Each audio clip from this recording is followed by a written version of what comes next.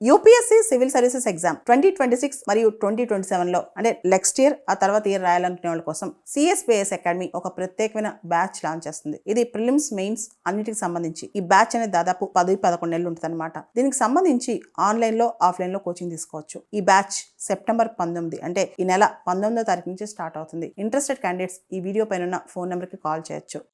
ప్రపంచవ్యాప్తంగా మనం చూస్తే right wing politics, right wing political parties బాగా పైకి వస్తున్నాయి. అక్కడ ఐడెంటిటీ పాలిటిక్స్ అనమాట. కొన్ని సెక్షన్స్ ఆఫ్ పీపుల్ని అట్రాక్ట్ చేయడం కోసం అక్కడ ఇలా మన కల్చర్ మందే, మన ఎకానమీ మన కోసమే, మన సొసైటీ మందే, దానిలో మార్పులు వస్తున్నాయని ఒక భావజాలం తీసుకురావడం.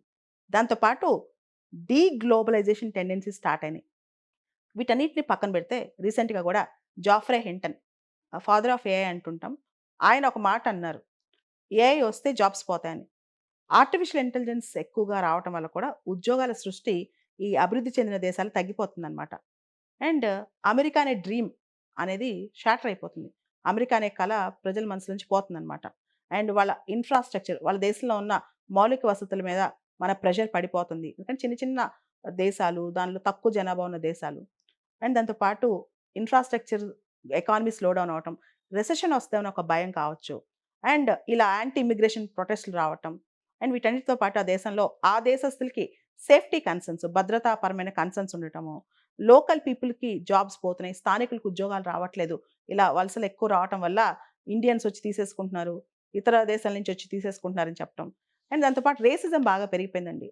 జెనోఫోబియా, జింగోయిజం, అంటే ఈ మా రేసే గొప్పది అనే ఒక ఫీలింగ్ అనమాట.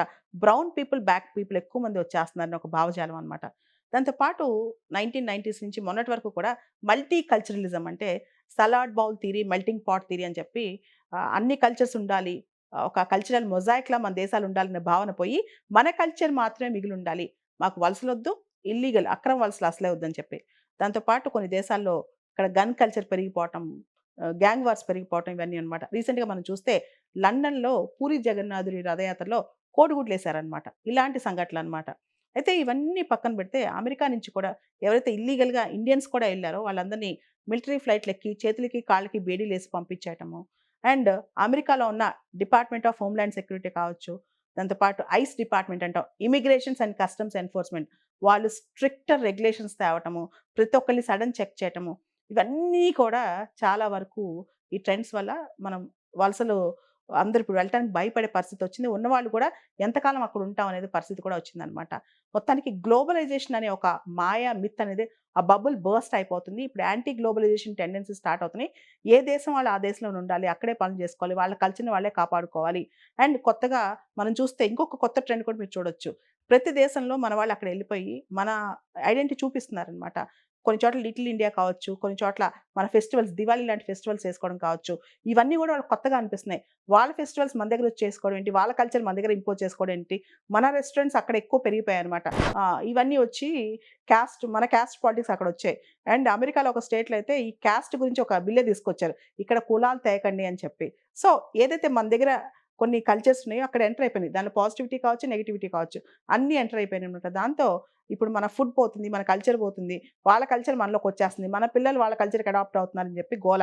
అంతెందుకు అమెరికాలో స్కూల్స్‌లో కూడా మన పిల్లలే ఎక్కువ డామినేట్ చేస్తున్నారంట. తెలుగు పిల్లలు, ఇండియన్ పిల్లలు ఎక్కువ డామినేట్ చేస్తున్నారంట.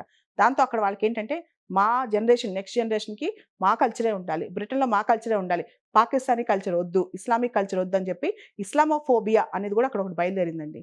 అది కూడా ఒక ప్రధానమైన కారణం. అంటే యాంటీ ఇండియా అని కాదు, యాంటీ ఇస్లాం అనే కాన్సెప్ట్ కూడా వచ్చేసింది.